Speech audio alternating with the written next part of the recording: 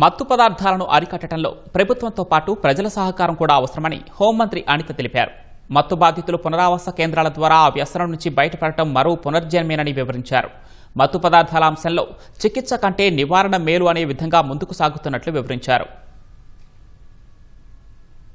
తల్లి కడుపున పుట్టడం ఒక జన్మ అయితే ఇలాంటి అలవాటు పడిన వాళ్ళు మళ్ళీ రీహాబిలిటేషన్ సెంటర్కి వెళ్ళి బయటకు రావడం అనేది పునర్జన్మే. మళ్ళీ వాళ్ళకి సమాజంలో గౌరవం పెరగాలి. నేను కూడా ఏం కోరుకుంటున్నానంటే ఈ రకంగా రీహాబిలిటేషన్ సెంటర్స్ నుంచి బయటకు వచ్చిన వాళ్ళ మీద చిన్న చూపు చూడకండి. చిన్న చూపు చూసి వాళ్ళని మరీ అంటే ఇబ్బంది పెట్టే ప్రయత్నం కూడా చుట్టుపక్కల వాళ్ళు చేయకూడదు. ఎందుకంటే అటువంటిప్పుడే వాళ్ళకి కూడా ఒక మంచి చేసిన వాళ్ళం అవుతాము. నేను అదే కోరుకుంటున్నా. ఈరోజు గ్రీన్ వ్యాలీ ఫౌండేషన్ వాళ్ళు, సీడ్ ఆర్గనైజేషన్, ఎస్పెషల్లీ ఇలాంటి ఆర్గనైజేషన్స్ చాలా మందికి ముందుకు వస్తున్నాయి. ఇప్పుడు డీఅడిక్షన్ సెంటర్స్ మేము కూడా ఓపెన్ చేస్తాము, మాకు కూడా సపోర్ట్ చేయండి అని. ఈరోజు ప్రిజెన్స్లో కూడా ఇంతకుముందు బయటకు వచ్చి డీఅడిక్షన్ సెంటర్స్లో ఉండేవారు. కానీ ఈరోజు సెంట్రల్ ప్రిజెన్స్లో డీఅడిక్షన్ సెంటర్స్ కూడా లోపలే పెట్టాము. లోపలే పెట్టి వాళ్ళకి కూడా ట్రీట్మెంట్ ఇస్తున్నాం. సో ఒకటేంటంటే prevention is better than cure. ముందు ప్రివెంట్ చేయాలి, తర్వాత ఆల్రెడీ అలవాటు అయిపోయిన వాళ్ళని ఎలా బయటకు తీసుకురావాలి, అసలు లోపలికి రాకుండా ఎలా చేయాలి, ఇది ఒక కార్యాచరణ పెట్టుకుని ముందుకు వెళ్తున్నాం.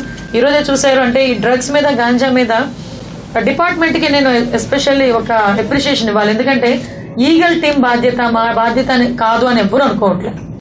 లిటరలీ ఏ జిల్లాలో అయితే ఆ జిల్లాలో ఒకరు చైతన్య ప్రోగ్రామ్ పెడతారు, ఒకరు అభ్యుదయ ప్రోగ్రామ్ పెడతారు, ఒకరు డ్రగ్స్ వద్దు బ్రో అంటారు, ఇంకొకరు డ్రగ్స్ పై దండయాత్ర, ఒక సంకల్ప, అంటే డిఫరెంట్ డిస్ట్రిక్ట్స్లో డిఫరెంట్ నేమ్స్తో పోలీస్ డిపార్ట్మెంట్ అవేర్నెస్ ప్రోగ్రామ్స్ అని క్రియేట్ చేస్తుంది. ఈవెన్ స్కూల్స్లో ఈగల్ క్లబ్లు దగ్గర 48,000 ఈగల్ క్లబ్లు ఈరోజు స్కూల్స్లో ఉన్నాయి. ప్రతి స్కూల్కి మా డిపార్ట్మెంట్ వెళ్తున్నారు. వీక్లీ వన్స్ వెళ్ళి వారికి అవేర్నెస్ క్రియేట్ చేస్తున్నారు. అరే నాన్న NDPS యాక్ట్ అంటే ఇలా ఉంటుంది, మీకు తెలియాలి. ఒక వెబ్సైట్ కూడా, ఈగల్ వెబ్సైట్ కూడా ఓపెన్ చేస్తాం. కాబట్టి ఒకటే కోరుకుంటున్నానండి, ఈ డ్రగ్స్ మీద కానీ గాంజా మీద అరికట్టడంలో ప్రభుత్వ పాత్రతో పాటు అన్ని డిపార్ట్మెంట్ల కోఆర్డినేషన్, అతి ముఖ్యంగా ప్రజల సహకారం అవసరం. అందుకే అటువంటి మూలాలు ఎక్కడైనా కనిపించినా కూడా కంపల్సరీగా 1972కి 112కి కాల్ చేయమని మిమ్మల్ని అందరినీ కూడా మీ అందరికీ కూడా తెలియజేస్తాం.